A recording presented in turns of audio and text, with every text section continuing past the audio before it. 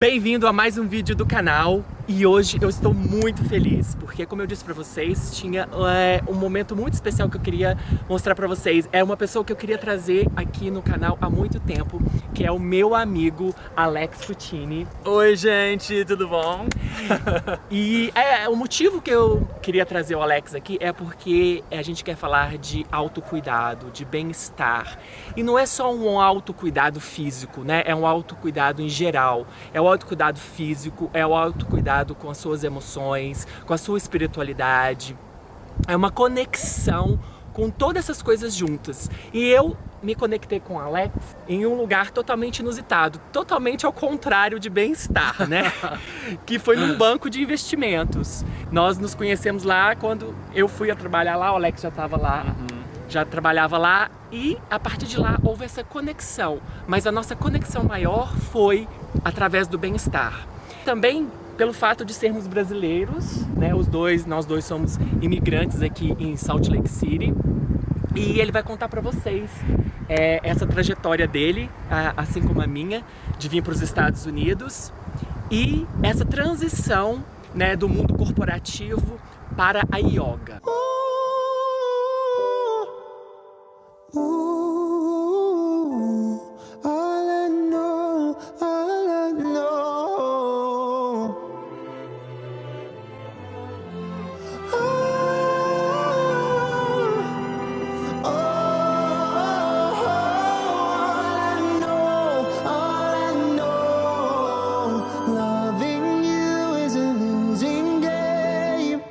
Bem-vindo, Alex, aqui no America Connection. Que delícia estar aqui com vocês, estou super animado. Eu também estou super animado. Essa entrevista era uma entrevista que eu queria fazer há muito tempo com você, eu já havia comentado com você. E o motivo que eu queria que você viesse aqui é porque, assim como eu, você também é brasileiro.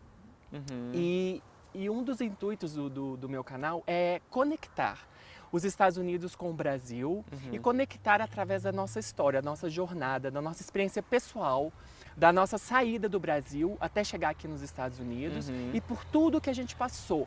E assim como eu, você também veio pra cá, fez faculdade, se casou. E você também gosta muito do autocuidado, né? A yoga foi introduzida à sua vida. Então eu queria que você contasse como que foi a sua trajetória até aqui. Então, a minha vinda para os Estados Unidos, na verdade, tudo meio que começou assim com um amor que eu sentia que era muito grande pela língua. Eu comecei a estudar a língua, eu comecei a estudar inglês quando eu tinha 11 anos de idade, e o que é legal é que foi uma bolsa escolar que eu ganhei para começar a estudar, me apaixonei e eu conto para os meus amigos que eu vivia nos Estados Unidos, no Brasil, porque era filme em inglês, era música em inglês, escrevia, era tudo em inglês. E o sonho da minha vida era vir morar aqui nos Estados Unidos para estudar. Era o que eu queria fazer. Mas qual que a língua inglesa foi introduzida para você? Então, foi na escola? Foi na escola. Eu estava na quinta série, sexta série, e a Petrobras, no Brasil na época, resolveu fazer um patrocínio para as pessoas de escola pública que queriam fazer aulas de inglês no IASES na época, que é uma escola de idiomas lá do Brasil. E onde do Brasil que você é? Do Espírito Santo. Espírito Santo. Do Espírito Santo. E eu lembro, tem até uma história meio que engraçada, porque eu cheguei em casa e eu contei pra minha mãe que eu queria estudar inglês. Minha mãe disse, não, porque você vai ter que ir de ônibus, e é perigoso, e sozinho, eu não posso te levar. E você tinha 11 anos de idade? Eu tinha 11 anos, e eu não sei por que eu tinha essa vontade tão grande de aprender. Você acha que você já tinha uma conexão com os Estados Unidos, mesmo sem saber? Eu não entendi exatamente porquê, mas alguma coisa te chamava? Me chamava, eu queria muito. E eu lembro que eu pedi pra minha mãe ir nessa escola de inglês, no IAS, perguntar se eu podia começar, porque já tinham começado as aulas e tudo. E ela voltou do centro da cidade naquela época dizendo que ela foi e eles disseram que não podia mais começar, que já tinha passado o prazo. Mas enquanto ela tinha ido, eu olhei naquele catálogo gigante daquela época de 1900 antigamente, o número do telefone da escola, com 11 anos de idade, liguei perguntando e eles disseram que sim. Então quando ela chegou em casa aquele dia, ela falou que não podia mais, que já tinha passado. Eu falei, mentira mãe, porque eu liguei, eles falaram que pode sim. Aí ela desistiu de me impedir e aí eu comecei e eu amava muito a língua, me sobressaí, comecei a dar aula lá, dei aula IAS de quase 10 anos, fui coordenador da escola e o sonho da minha vida era poder vir aqui nos Estados Unidos para estudar, para usar o idioma. Só que a minha família não tinha como pagar a faculdade nos Estados Unidos. E como que você fez? Eu conheci uma família americana que estava fazendo um trabalho voluntário E como que você conheceu essa família? quando eu era missionário. Eu fui Missionário de quê? Eu era missionário da Igreja de Jesus Cristo dos Santos dos Últimos Dias, que a gente conhece como os Mormons aqui em Salt Lake City. São aqueles missionários E eu fui missionário, inclusive, que também. a gente vê, principalmente em São Paulo, a gente vê muitos, né? Isso. E no mundo inteiro, né? Espiritualidade sempre foi uma parte, assim, fundamental da minha vida, né? Eu cresci católico, minha família inteira é católica, e eu sempre me apeguei muito à religião, porque naquela época eu achava que religião e espiritualidade eram a mesma coisa. Hoje eu não acho mais que seja assim. Mas quando eu entrei para a igreja, resolvi ser missionário, que é um missionário de tempo integral, por 2 anos, que fica visitando as famílias, pregando o evangelho, né? E foi lá que eu conheci, no Rio Grande do Sul do Brasil, que eu fiquei 2 anos fazendo esse trabalho missionário, que eu conheci uma família americana que também estava sendo missionário, um casal mais velho, aposentado, né? E eles gostaram muito de mim, eles são daqui, eles achavam que eu tinha futuro. E a princípio, a religião fazia sentido para você, tudo que você fazia muito sentido. Tudo. E muito sentido, inclusive, porque sempre soube que era gay, a gente sempre sabe, quando, né, desde novo. E era uma maneira que eu sentia...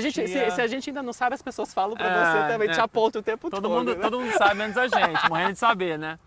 Mas eu sentia que eu era gay, sabia que sim, mas não queria ser porque é aquilo queria que a lutar gente contra sempre esse vê. sentimento. Eu acho que a maioria das pessoas no início tem família, tem todo aquele medo, aquela coisa, né? E eu achava assim, se eu vivesse a religião da melhor maneira possível, eu vou estar ganhando os meus pontos lá no céu para que Deus tire de mim te testando, esse teste imenso que é a homossexualidade. O que não aconteceu, né, gente? E nem vai acontecer. Mas assim, Léo, aí essa família acreditou muito em mim, aí me perguntou depois que você acabar o seu trabalho missionário, o que você pretende fazer. Eu falei pra eles, o sonho da minha vida é estudar nos Estados Unidos. Eu nem pensava em vir pra cá pra ficar rico, pra ganhar dinheiro, pra ser milionário. Eu queria vir estudar. Era uma coisa muito maior, sala né? de aula. Eu amo sala de aula, estudo, professores. E eu queria vir fazer faculdade, mas não tinha como. Aí eles me disseram assim, quando você terminar o seu trabalho missionário, não se preocupa em pagar. Se preocupa só em aplicar. E se você for aceito, a gente dá um jeito. E eu fui, aí vim pra cá em 2009, na mesma época que você veio. Eu vim em 2010, aí foi uma coisa mesmo. Eu cheguei no Natal de 2009 e comecei a estudar em 2010. Aí terminei a faculdade, comecei a trabalhar no banco de investimentos que a gente se conheceu, que você trabalhou comigo uma época. E aí foi nesse tumulto inteiro, no finalzinho da faculdade, porque era uma faculdade da igreja também, né, muito conservadora, que eu comecei a não mais aguentar aqueles sentimentos que eu estava afogando dentro de mim durante tantos anos, né, a vida inteira, com relação à homossexualidade, que aí eu resolvi me aceitar mesmo, né? E é um processo longo, é um processo demorado, difícil, principalmente porque a igreja, para mim, a religião, durante muito tempo, era como se fosse o remédio para tudo, entendeu? E era a sua comunidade. E agora eu estava me sentindo traumatizado pela única coisa que era o remédio, entendeu? O remédio... Durante a minha vida inteira. Então era mais traumatizante ainda. E aí foi nessa parte da minha vida que eu, saindo da igreja, nessa transição, né, que eu encontrei a prática da yoga que meio que transformou, assim. Na verdade, quando eu comecei a fazer yoga, na minha mente, eu estava procurando algum tipo de atividade física intensa que eu sempre gostei. Que te liberasse adrenalina? Porque eu queria, assim, eu quero atividade física, eu quero ocupar meu tempo e tudo, mas na verdade... Mas como yoga? Por que yoga? Então, você faz musculação também? Faço. Não era suficiente para você? Então, um amigo meu da faculdade, numa época, tinha me dito que se você fizesse yoga, porque você está isolando alguns músculos, segurando o peso do corpo inteiro em alguns músculos específicos, você ia conseguir mais tonalidade, né? Tonificar os músculos. Então você foi por vaidade, a princípio? Eu fui por vaidade, completamente. Tá. Mas eu cheguei na aula querendo um workout que seja intenso, mas eu saí com muito mais do que aquilo. Mas eu acho que às vezes... Mas eu não sabia explicar o que eu estava sentindo. Mas é isso. Porque, na verdade, antigamente eu achava que espiritualidade, a única maneira de ter espiritualidade é através de uma religião formada. A maioria das pessoas, O que eu não acho mais. Então, para mim, foi uma maneira de encontrar a espiritualidade de outras formas. É engraçado porque quando a gente estuda a prática da yoga e as posturas são tão estranhas, difíceis, a gente aprende, por exemplo, o seguinte: quando acontece alguma coisa na sua vida, a sua mente pode esquecer, mas o corpo não esquece. Aquela energia, ela fica de alguma maneira alojada em partes do seu corpo, Você não sabe aonde, você talvez nem perceba, mas se você não move aquela energia, ela acaba se transformando em outras coisas. Irritação, depressão, doenças. E a prática da yoga, ela pede que você coloque o seu corpo em posições estranhas, né? Para quê? Para que você possa ter acesso a essas partes do corpo onde essa energia está alojada, que você provavelmente nunca teria O que a psicologia acesso. faz muito também, né? Que às vezes a gente quer bloquear alguns sentimentos, algumas lembranças, mas fica alojado, né? E a hora que você, na psicologia, você faz análise, aconteceu comigo, quando eu estava fazendo análise, quando eu lembrava de certos momentos, no outro dia eu tinha dor nas costas, ou no pescoço, e era onde aquela energia tinha ficado alojada também. Então a yoga também faz a mesma coisa. Me deu a oportunidade também, assim, de sentir tudo que eu tinha para sentir, seja bom ou seja ruim. Porque Foi uma catarse. Isso, porque naquela época da minha vida, eu me aceitando como gay, estava começando um relacionamento com quem hoje é meu esposo, que a gente é casado há quase 6 anos. E era muita coisa na minha mente, entendeu? Então, assim, quando você sente dor física, por exemplo, o que você quer fazer? Tomar um remédio, quero sentir, né? Então, quando você anestesiar sente... aquilo, Isso, só que quando você está anestesiando a dor física, beleza, mas a dor emocional, o que acontece? Você não está lidando com aquela dor, você está só abafando, e aquilo vem à tona, e quando vem à tona, vem de uma maneira inesperada. Vem de uma forma... E por isso que a prática da yoga é tão importante. E também te ensina paciência também, muito, né? Porque as posturas são muito complicadas. Que cada coisa tem o seu momento, não é Exato. isso? Tem poses da prática que às vezes levam 5, 7 ou mais anos até para que você possa conseguir, né? Mas o mais importante nem é a pose que você está fazendo, a maneira como a postura, né, fisicamente está sendo representada. É o desafio da postura. Mas é o que você sente internamente, né? Então, por exemplo, se você faz uma pose e cai, você tem que ter a devoção de praticar todos os dias, levantar, cair 1000 vezes, levantar 1001 que uma hora vai vezes, dar certo, e né? você aplica aquilo na sua vida também. Então, Alex, eu queria que você falasse para as pessoas que tá vendo a gente, que também quer dar esse primeiro passo, que também tá sentindo que como que tá precisando de começar a ter esse autocuidado, mas não sabe onde começar, o que fazer. Se a yoga é para eles, se não é. O que conselho, o que você sugere para essas pessoas que também estão passando pelo mesmo tipo de situação que a gente passou, que você passou? O que você diria para eles? Eu diria principalmente uma coisa. Autocuidado é para todo mundo, nem é uma decisão assim que você deve fazer no sentido de será que eu devo, né, tirar um tempo para mim? Será que eu posso? Será que eu consigo, e as pessoas às vezes pensam muito nisso, porque a gente tem filho igual você, né? Tipo assim, mas tem como tirar tempo para mim, né? Eu tenho tanta gente para cuidar, tanta gente que precisa de mim. Só que a minha imagem na minha mente, eu sempre lembro do avião quando eles dizem assim, primeiro coloca a máscara em você também. E depois coloca a máscara em quem tá do lado. Porque se você não conseguir cuida de você, gato, você não tem como conseguir cuidar de ninguém. De ninguém. Ou você vai cuidar de uma maneira... E outra coisa, quando você não constrói um tempo para você, para cuidar de você, né? Você vai ser obrigado de uma certa forma em algum momento a tirar esse tempo para cuidar da doença, das coisas, né, que vão acontecer como consequência, as coisas negativas. Então a primeira coisa que eu digo para qualquer pessoa é: decida cuidar de você primeiro. Não é egoísmo, porque só cuidando de você primeiro que você vai conseguir cuidar de outras pessoas. E como que a gente dá esse primeiro passo para uma pessoa, por exemplo, que tem filhos, que tem que cuidar de casa, que tem problemas financeiros e que está passando, né? Mas que precisa tirar esse tempo para se cuidar. Qual que é o primeiro passo? Qual que é uma coisa simples que qualquer pessoa pode começar fazendo?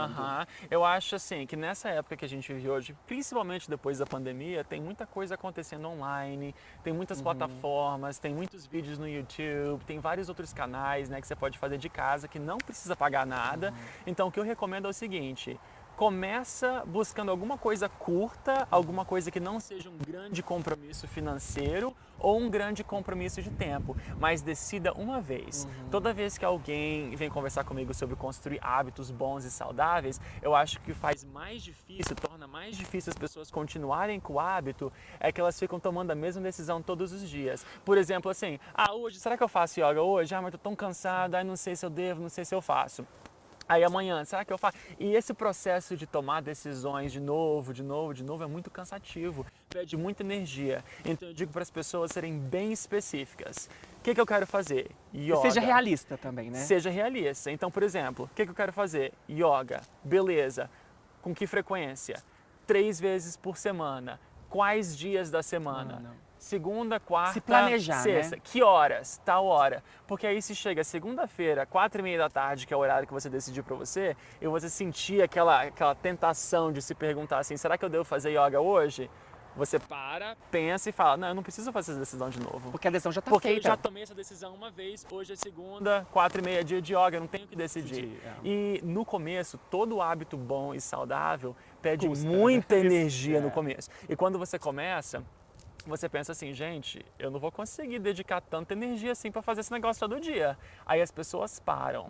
Mas se você continuar sabendo que não vai ser todo dia esse monte de energia, né? Se você continua e supera, né, essa fase difícil, chega no momento que a prática que você quer incorporar na sua vida, seja yoga, seja ciclismo, seja malhar com peso, seja lá o que for, é como escovar os dentes, você não pensa mais. É como almoçar, tomar um banho, entendeu?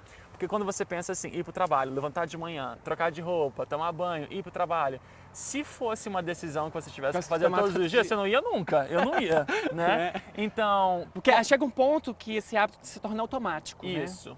E os hábitos, eles devem ser automáticos, porque vão ser eles que vão direcionar a maneira como você vive a sua vida, né? O bem-estar que você sente, seja familiar, seja no trabalho. Então, eu acho importante isso. Primeiro, ser muito específico e utilizar tantas coisas que a gente tem aí, principalmente nesse mundo online, né? Depois da pandemia e tudo, e descobrindo. Você pode tentar alguma coisa e também se dar a oportunidade de talvez não gostar, tentar uma coisa diferente. Não precisa se apegar. É uma prática, assim, que transforma realmente a vida das pessoas, não só fisicamente, mobilidade, flexibilidade, Qualidade de vida, antes da mas a qualidade de vida porque é a união de pensamento, de respiração, ela te puxa para o presente. Muito bom, Alex. Foi muito bom você ter vindo aqui, feito essa prática de yoga aqui com a gente, ter falado um pouco da sua história, da sua trajetória, nos inspirando com essas decisões que você teve que tomar na sua vida e muito obrigado pelas dicas que você está dando para a gente também, como começar a ter o autocuidado. Muito obrigado por me receber, obrigado pessoal. E se quiserem ir na minha aula de yoga, Léo sempre vai, pode ir, Core Power Yoga, Salt Lake City. Até mais. Gente, como sempre, se vocês gostaram do vídeo, comente, deixe seus comentários, deixe o like. Se vocês gostaram, comente porque vocês gostaram. Se vocês não gostaram, porque vocês não gostaram. Recomenda para um amigo e a gente se vê no próximo vídeo. Muito obrigado.